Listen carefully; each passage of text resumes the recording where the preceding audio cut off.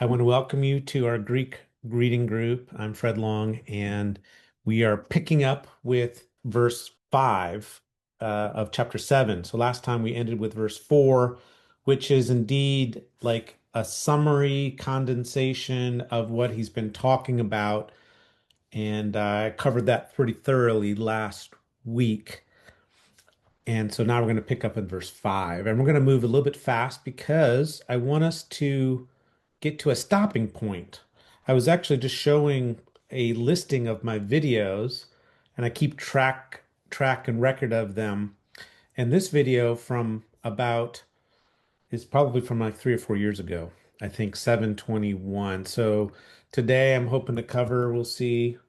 This is kind of behind the scenes here, but I think I'll do 7:5. We'll see how far we get. I'm hoping to get maybe to verse 10 or 11. And then that would mean next week we'll do through verse 20. So we're gonna move fast. So okay, let's just jump right in here. Verse 5, for when we were in the flesh. This is a subordinate clause with the ota. Ota is a time conjunction, meaning when. Gar is post positive, so it comes second in the sentence, and it's going to be substantiating that arrow pointing up. So for when we were in the flesh, then we have, so this is the subordinate clause ends right here. This is a bracket. For when we were in the flesh, this is imi and the imperfect formation of imi, when we were in the flesh. So that's key, in the flesh. In the flesh. So when in the flesh, what happens? Well, what happens is ta pathemata ton amartion, the desires of sin. And what else do we learn about the desires of sin? Well, here we have the ta. This is an article that is putting this prepositional phrase as a modifier going with ta pathamata. Desires. This is a third declension mon. It's called a ma noun, pathemata. Ma nouns tend to construe resultant effect. And this is obviously related to pathos, and it has to do with desires. So desires that then have a resultant effect. And so these desires of sin, of sins, plural, amartion, and this ta here, this article, is connecting back to this article and putting this dia tu nomu in the what's called the second attributive position. Now, these positions are in regard to adjectives. So adjectives are modifying nouns attributively, and they have different positions. Go back to beginning Greek and look at attributive positions. One of the positions is when you have the article noun, article adjective. So the article is repeated, and that's what we see here. And and the one thing you need to know about adjectives and modifiers in general is that you can those same attributive adjective positions apply for any modifier, participles, prepositional phrases, even adverbs. So what that means is that you can have any kind of modifier put into an attributive position. And this actually happens a lot. And it's confusing for beginning students because they're seeing these random articles. They'll see this article sitting there and they'll be like, I don't know what's going on. I don't know what that's doing. It's right in front of a prepositional phrase. Well, what's happening is that article is helping mark that modifier here, prepositional phrase, is indeed modifying the noun. So what's happening is that you have ta pathemata of sins, these desires of sins, which are through the law. Through, that is, they come by way of the law, through the intermediate agency of the law. And then that's all the subject. And what's the verb? These desires were working, were working in our members. They were working in our members, and this word members is a way to refer to like our bodily parts, basically our body, particularized in its different capacities. And basically, this means that sin gets embodied. Indeed, it does. And these desires get embodied, they get habituated. And this is the state that we were in, right? When we were in the flesh, we have to remember that this is the framework. When we were in the flesh, these desires, which came about through some agency or means of the law, they were working in our bodily members. And then we have another clause, in order that they bear fruit to death. Okay, that's not good. Bearing fruit to death. So this is the goal of these desires. That's the it's marked as a goal. It may simply be a result, right? So these desires are working in us. The desires of sins are working in us, and it has as its destination, and that's what's marked here, destination, bearing fruit to death. It's not simply just a result. There is a destination endpoint, and that I think is important to understand that there's a destination endpoint here that is a very serious endpoint that comes about because of sinful desires working in our bodies. Okay, that's not a good thing. And so Paul's going to be connecting this desires of sin with the law. And we're going to see that he's going to talk about that. That's what he's addressing. Now this verb energeto is third singular. It's a contract verb.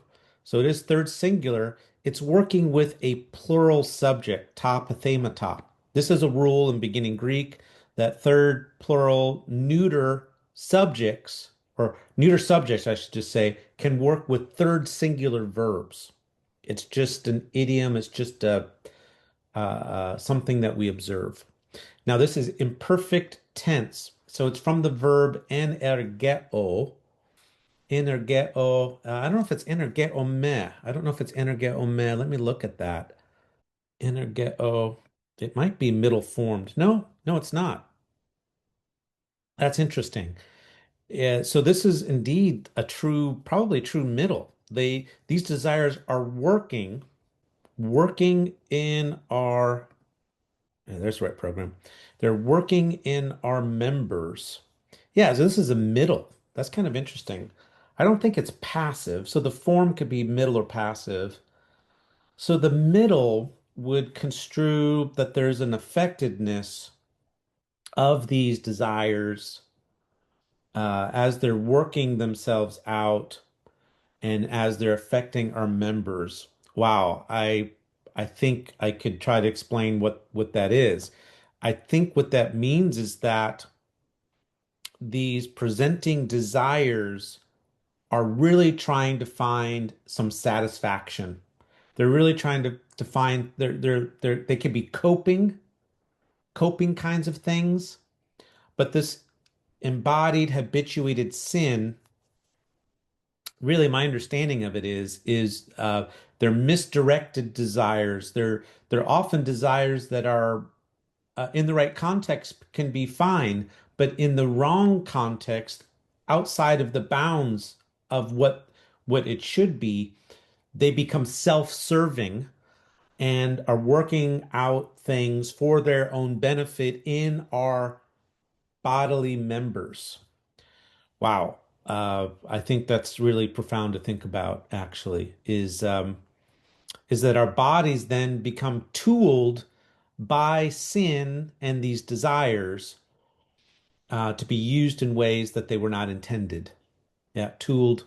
And so I think the middle voice there is actually pretty significant, is that this is kind of a self-serving, a reflexive kind of thing. It's not a good situation because this works the fruit for death. Now, I think that is not a bad thing in the sense that it alerts us that we have a problem generally. Generally, death is a problem for us. We know it's not good. We all experience it. We see it all the time. I'm going to turn 60 in January. Man, aging, I'll just put it bluntly, it sucks. The aches and pains and that kind of stuff. And I talk to people, and we're all kind of in this together. This is all a result of our corporate sin and our individual sins. The sins that we do, the embodiedness, where we allow sin to take place and take root in our bodies and our lives, that bears fruit. And we bear the consequences of that. Corporately, sometimes individually, this works its way out. And we're not meant for that, honestly. We're not meant to sin. Sin is unnatural for humans. We were not made to sin. And so Paul here is describing when we were in the flesh. Okay, so this is an important qualification here. When we were in the flesh, we need to recognize that these are past tense verb forms. Imperfective aspect, meaning ongoingness in the past. And so the question for me then is, when was this? I believe that this verse is describing the things that Paul will be describing in verses 7 through the end of the chapter. In other words, what people will sometimes read in these verses is like the struggle with sin is like, yeah, this is kind of the best that it gets for us Christians. I don't believe so at all. I think that what Paul will be describing is going into more detail about these dynamics, not as a way to say this is just how it is, but to say this is what it was, and we don't need to stay there. So here we got to get to verse 6. But, but now, but now. So there's a contrast of then, when, and now. But now we were set free from aorist passive indicative, first plural. We were set free from the law, having died. There's a participle, having died in that which we were being held. Again, imperfective aspect. This is an imperfect. There's the augment. Here's the ending. We were being held. That's an imperfect middle passive form indicative first plural. Imperfective aspects in the past time. We were being held in which. Okay, so we're being held captive. And this goes back to what Paul was describing in chapter 6, sin ruling and captivating us, right? Enslaving us.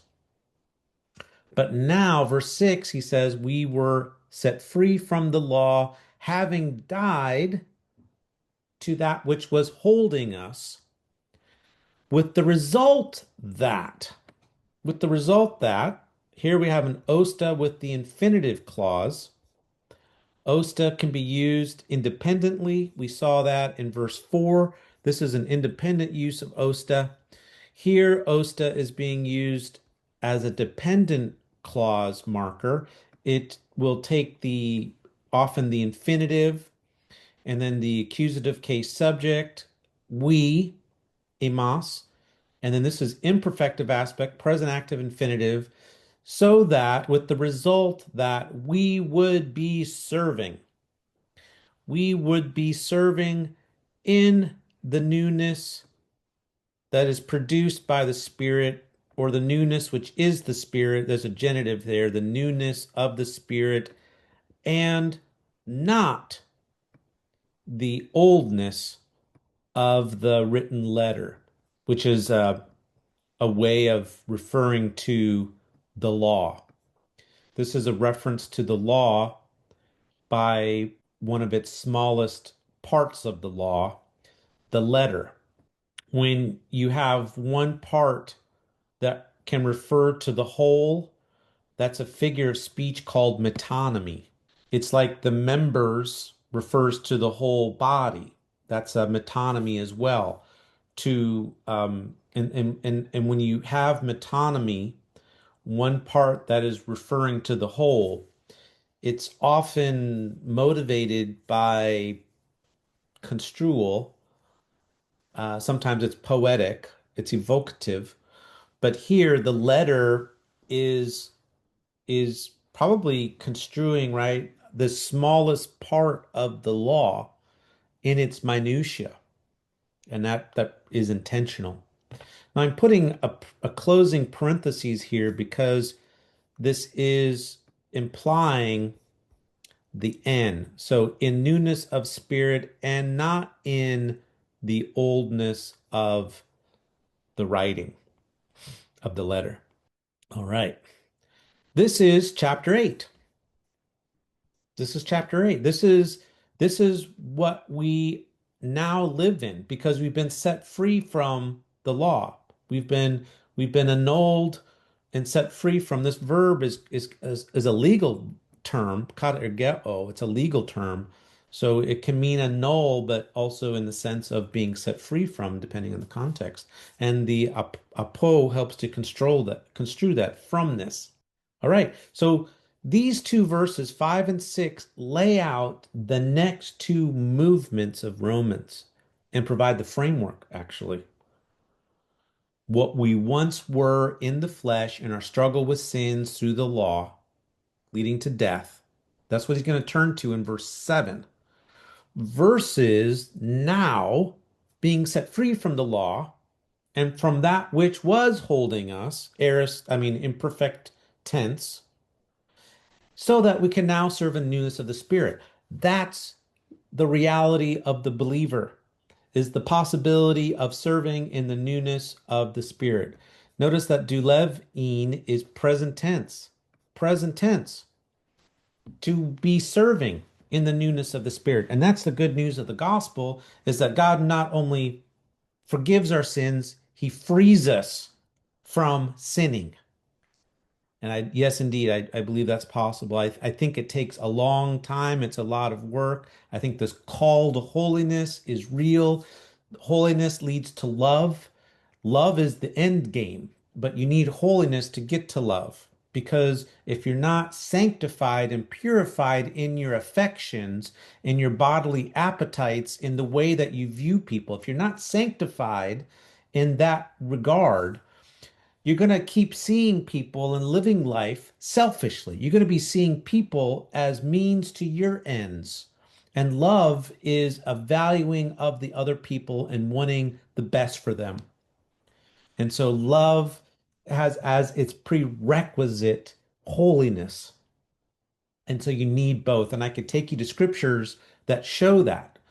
Look at Matthew 5:48. Look at 1 Peter 1:22. 1 Peter 1:22 is the mother lode of that. Just break that verse apart. If you've not seen my video on breaking that apart, you should look at that. If you want more on that and want to hear some reflections, I did a series of podcasts called Holy Love, WHOLLY, love, holy love. And I begin looking at First Peter 1:22, and I talk about love in relation to counseling and psychology with my good friend Patrick Hawley. So if you want more of that, look for that podcast on Glossa House TV. And by the way, I too want to share with you too an opportunity that with Dr. John Cook, we started a new Facebook group. So if you want more biblical interpretation that's directed towards original context and Greek grammar and that kind of stuff, I would encourage you to join this Facebook group. Yeah, and ask questions. And let's basically a think tank of scripture interpretation. So if you want to participate in that, I just encourage you to look that up and join. All right, so let's keep going here. Therefore, what will we say? Okay, this is a question. You see this kind of thing in Paul. T is the interrogative pronoun. Un is drawing an inference and advancing the argument. Un constrains inference and distinctive development. So de indicates distinctive new development, sometimes in contrastive context. Un is drawing an inference and advancing the discussion. So this is like the next step inferentially and in Paul's discussion. And here it's by way of this question, what shall we say? And then that's followed up, we think, by a question, and it's verbless, and it's simply onomos amartia, question mark. The law sin? The law sin? Literally, that's what it translates, So we could add, is the law sin? And Paul says, no way. No, not at all. Me ginita, not at all. So that's a strong denial. The optative, it's an optative mood here. We don't see too many optatives. I think a majority of them are in this expression, me ginito, or a good number of the 68 or 69 instances of the optative. So I've talked about that in the past. Not at all. So the law is not sin. Now, this is, a reasonable question, right? Because Paul is showing that sinful desires came through the law. So he is making this association. And so this is a natural question for people to ask. Is the law sin? Is the law sin? And he says, no, not at all. And now he's going to need to explain this. Okay. He's going to begin explaining by way of a correction. So Allah here, verse 7b, is a correction. But, and now he's going to explain why the proper perspective on sin in relation to the law. And he does so by using this. This is a second aorist egnon, first person singular aorist active indicative. But I did not know sin except ime, except through the law. This is what's called an exception clause. And exception clause are types of conditional clauses. They're often verbless. You imply the verb, and they always come last in the sentence. And what's happening here is that I think the best explanation Stephen Runge gives it is that with these expressions, you have an initial, often a denial, like I did not know sin. So imagine a table and someone is clearing off that table. I didn't know sin, and then putting one thing back onto the table, except through the law. So Paul is putting the law and the instrumentation of the law, dia nomu, onto the table by itself and saying, this is how I knew what sin is. Okay, it's not that the law is sin, but I knew what sin is through the law. Law brings a knowledge of sin. Now he's going to support this further with a gar, tain te gar. Now this te is also a little particle here, a little connector, and it marks sameness. And the sameness can be grammatical, it can be conceptual. And here I think it is conceptual with some parallel grammar because we're going to see almost the same structure. We're going to have the sinful desire, then we're going to have the oo, and then we're going to have a verb of knowing, edine, and then we're going to have the exception clause. So there is a sameness of grammatical structure and conception. So, for indeed, I did not know the desire, except, here's the exception clause, the law were saying, was saying. Okay, this is an imperfect active indicative third singular from Lego, except the law was saying. And what did the law say?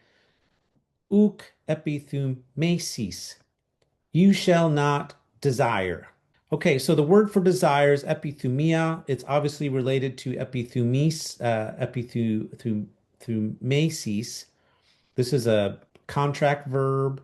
It's a future active indicative second singular. The future indicative can be used for commands, and obviously this is coming from the Decalogue, the Ten Commandments. You shall not covet. So again, Paul is providing support for his claim that I didn't know sin except through the law, for indeed the desire I didn't know, except the law was saying, don't desire. Okay. So we're moving right along here. Moving right along here. So he's trying to, what's happening here, and we need to understand this, is that he's trying to disassociate the law from being sin.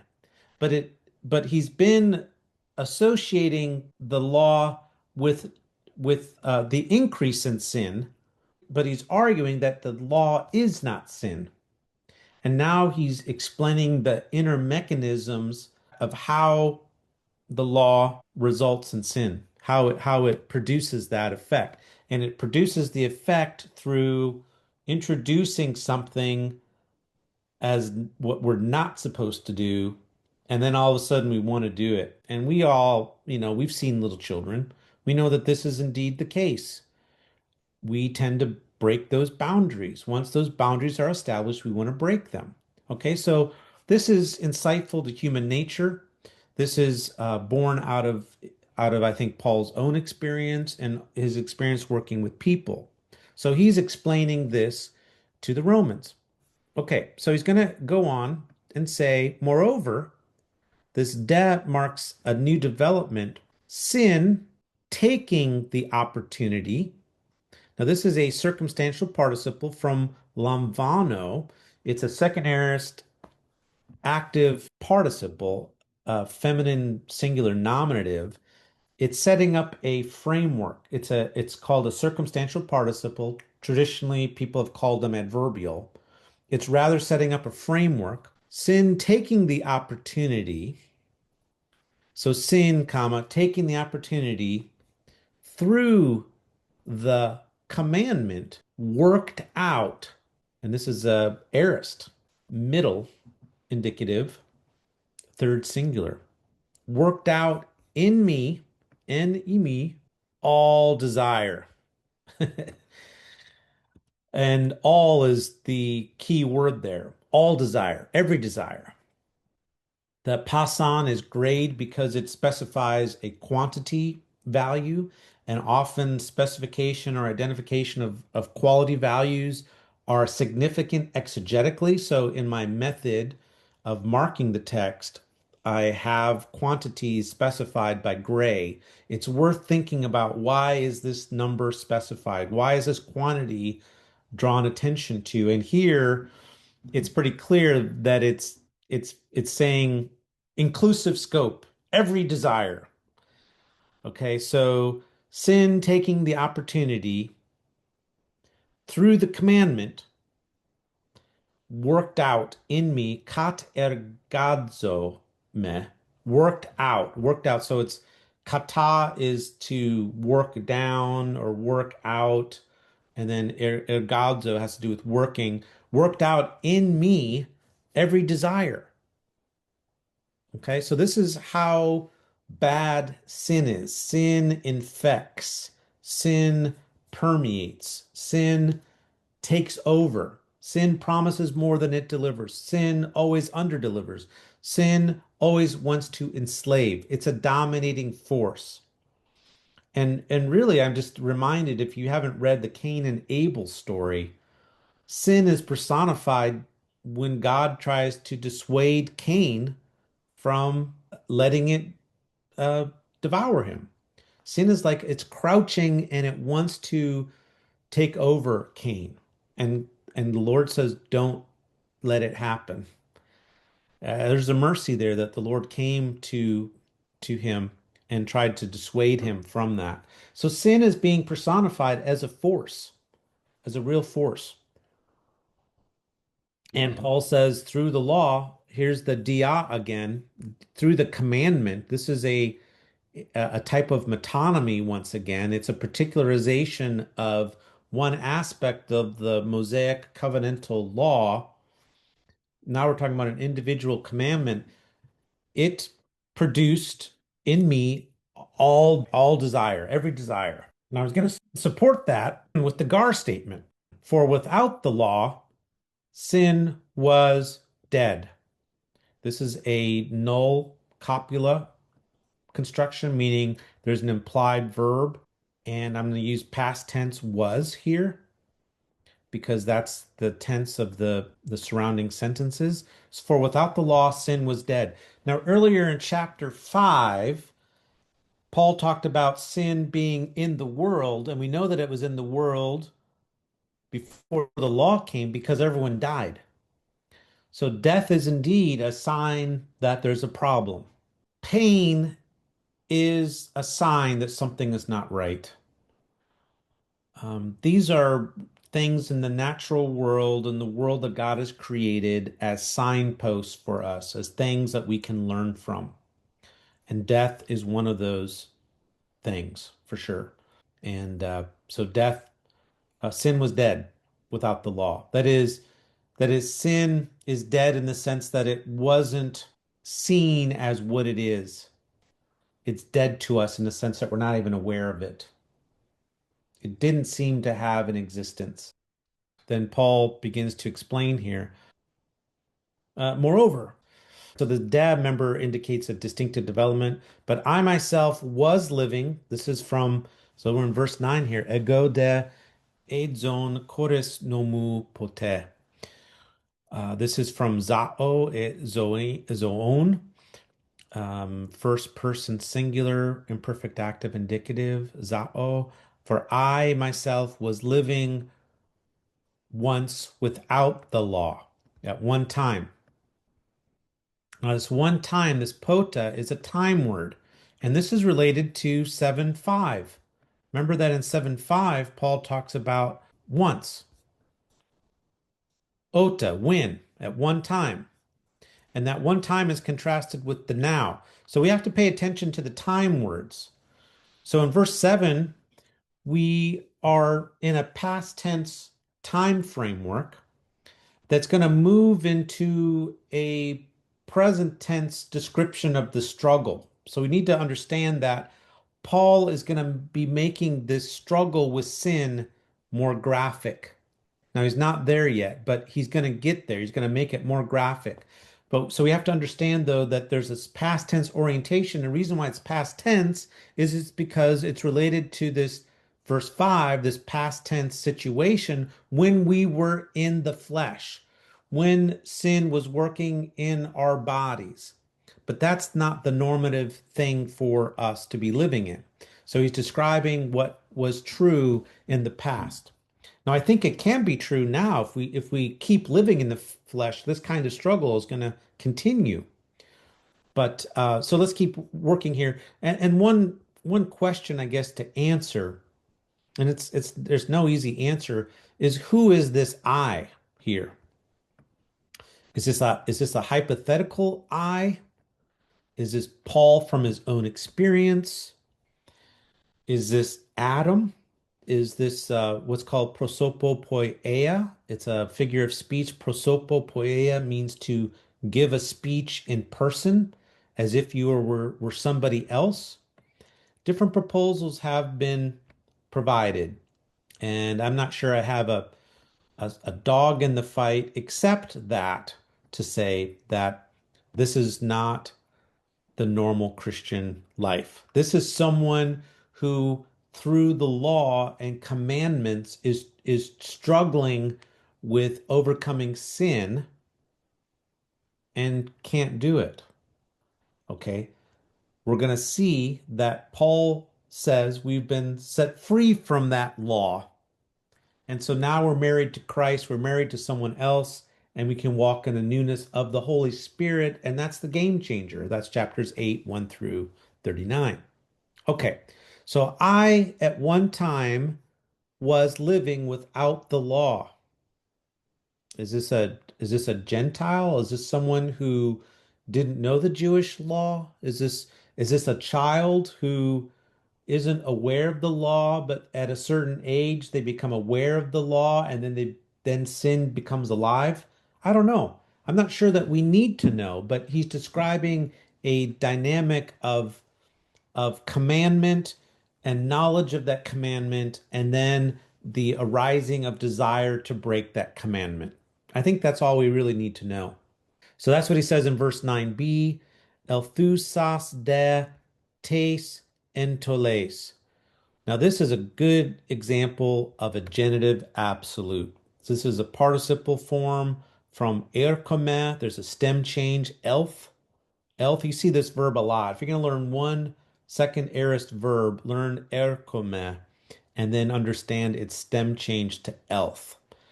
And this is second aorist active, indicative, feminine, genitive, singular. It's genitive. So this is a type of circumstantial participle. It's going to take a genitive noun as its subject, and it's going to need to agree.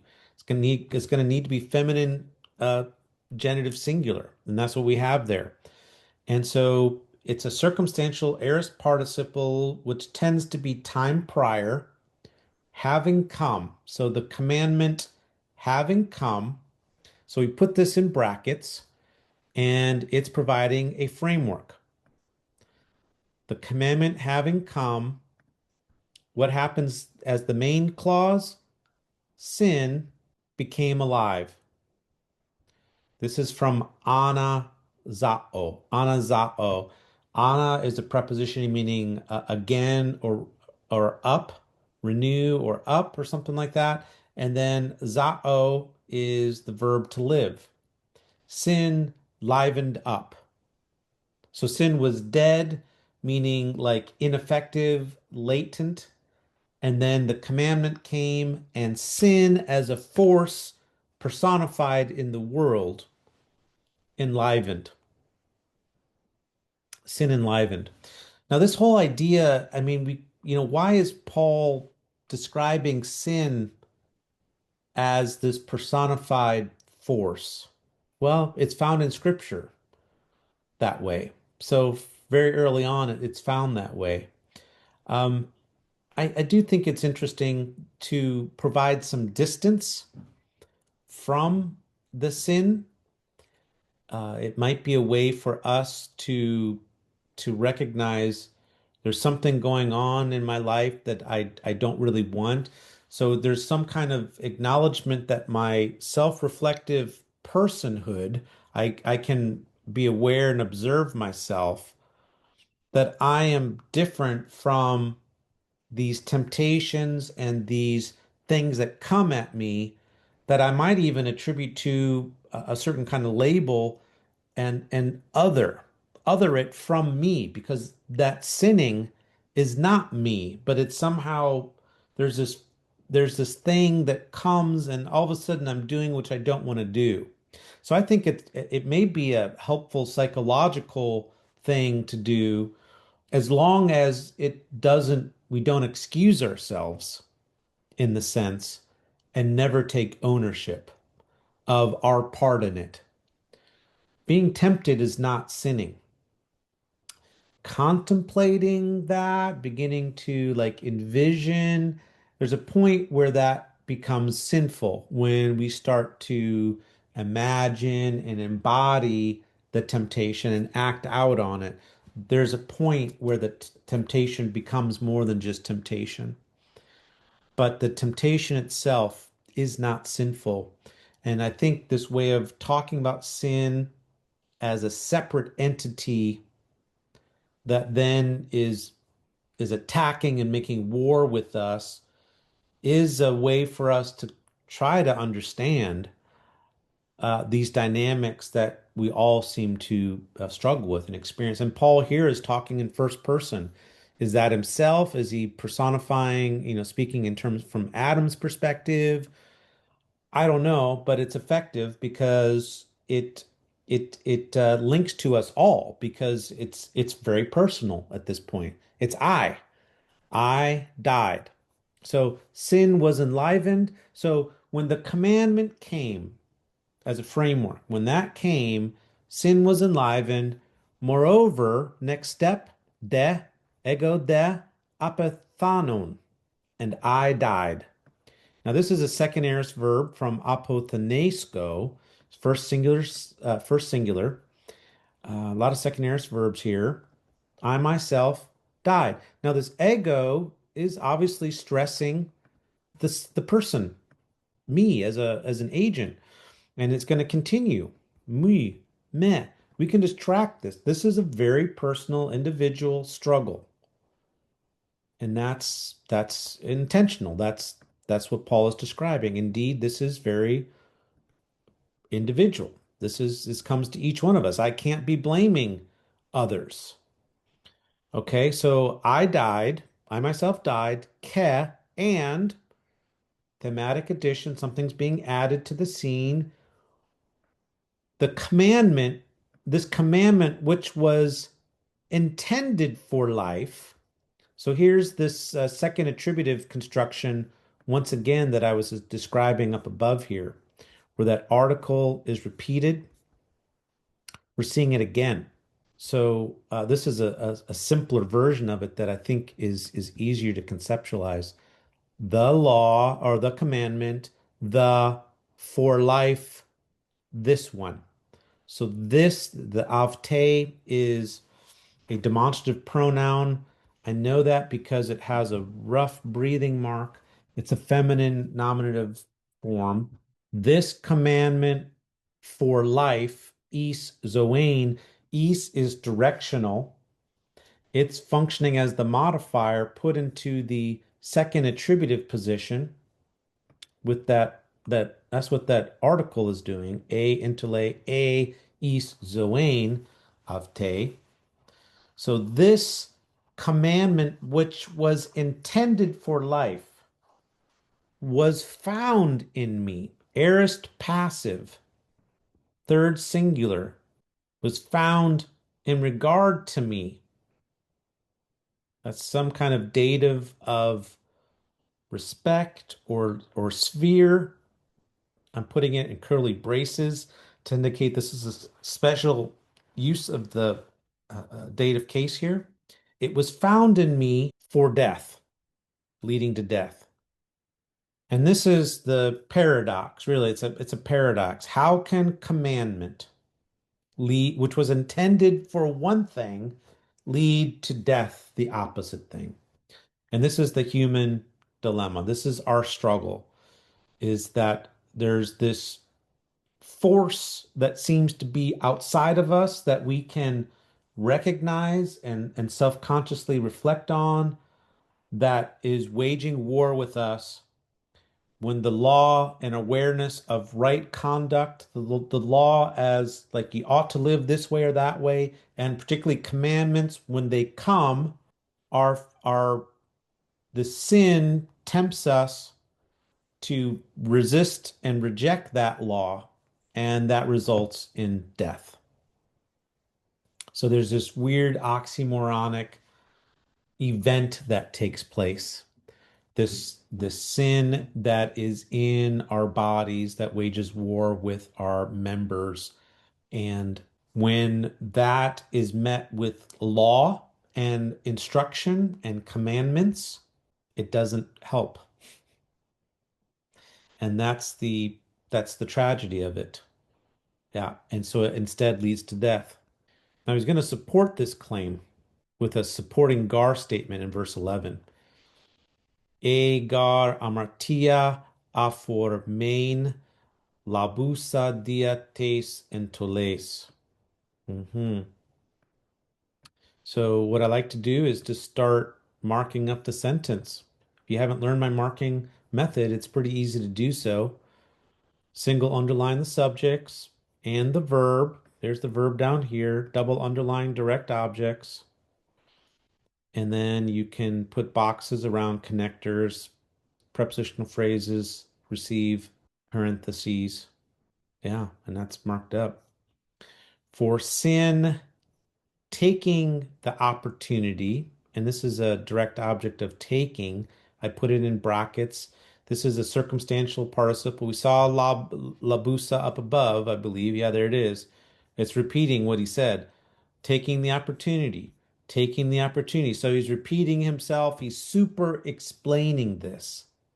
And remember, he's the heading here is this blue highlighted. What shall we say? Is the law sin?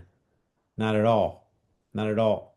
And he's explaining how the law is not sin, but yet is involved in this process of sinning through our awareness and sin taking the opportunity through by means of the commandment. This is indicating intermediate agency, deceived me, exapatesen, deceived me. And that's a pretty strong word for deceived because pateo itself, apateo can mean deceive. And so when you add this X on the front, you're adding a little bit more punch to that verb, like really deceived me and and killed and killed. Yeah, apactaining. And the in fact that this idea is so stark that Paul doesn't even repeat the meh because applied and killed me. I mean, that's a tragedy. Yeah. And through it, this it is referring back to the law. It's feminine, singular. Intole is feminine, singular. They both happen to be feminine genitive because of the dia. This is the preposition dia. So yeah, sin takes this opportunity through the law and deceived me badly, and through the commandment killed me. So really what's happening is that sin is hijacking the law and the commandment and working bad things out through it. There's a deception. Somehow there's a deception. So how does sin deceive? I think that's an interesting question. How does sin deceive? Uh, and I think it is deceptive. And I just want to correct something here. This clause ends on the other side of through the commandment. Taking the opportunity through the commandment deceived me. So I don't think the commandment is the means by which I'm deceived. No, I don't think that's the case. It's rather the opportunity under which the sin is able to deceive. Now, maybe that's splitting hairs there, but I think there's a distinction to be made. And then we have osta. And osta is one of those conjunctions that could be either independent or dependent. And in this case, it is a consolidating independent conjunction that that is kind of bringing it to a kind of final point here. It's often summarizing, it's drawing an inference.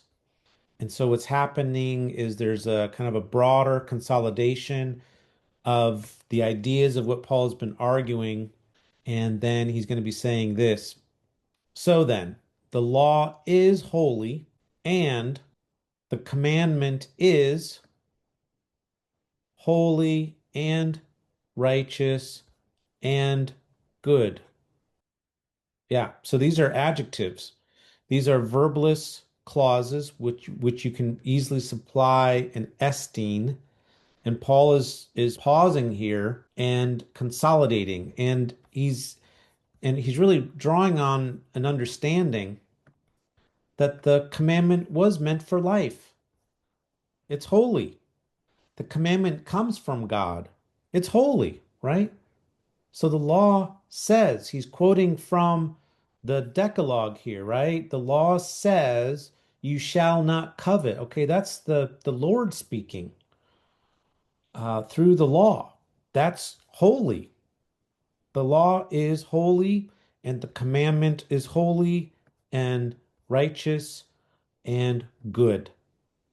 Okay, these are predicate adjectives. Agios is agreeing with nomos, and then you get agia, dikea, and agathe.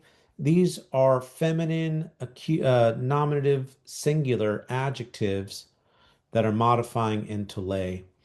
Agia and dikea have alpha endings because their stem ends with epsilon, iota, or rho.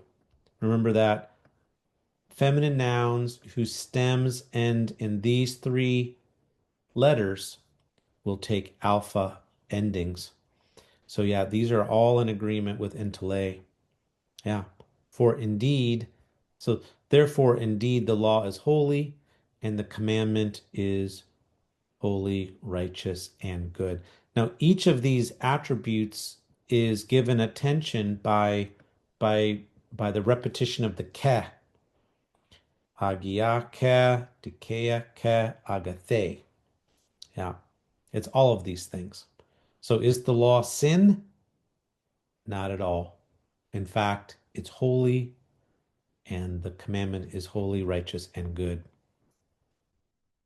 Well, this leads then to a question. So this un, remember, marks distinctive development and inference. And this is this is a very serious question, right? This is where it goes next. The good, does death come? So the good produces death in me? Does good produce the death in me? And he says, not at all. So you can track Paul's arguments by these questions. And I have notes somewhere, and many people note this. This is not unique to me, but you can track the stages of the argument as Paul develops them. Okay. So this is the next step, is that which is good. So the good, which is basically the law, right? The law and commandments. Do these things, the good, produce death, become death in regard to me? No. No, they don't. The good. The good is not death. Because that might be one of the consequences. You might think, well, it's like all this good stuff is supposed to be death for me. Nope. But here's the correction, and we'll stop with this.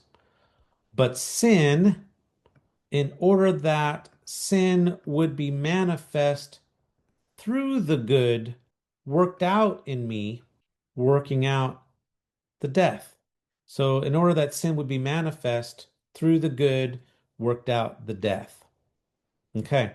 So, basically, what this means is that God has given a mechanism to reveal sin to us through giving the law as instruction, and then for us to realize we have a sin problem. And this is part of God's way of revealing this to us. And that's part of God's wisdom. Yeah. Yeah, working out this death. And this is a post-nuclear explanatory participle. And this all of this is for the purpose that in order that sin would become sinful abundantly, super abundantly through the commandment. Yeah.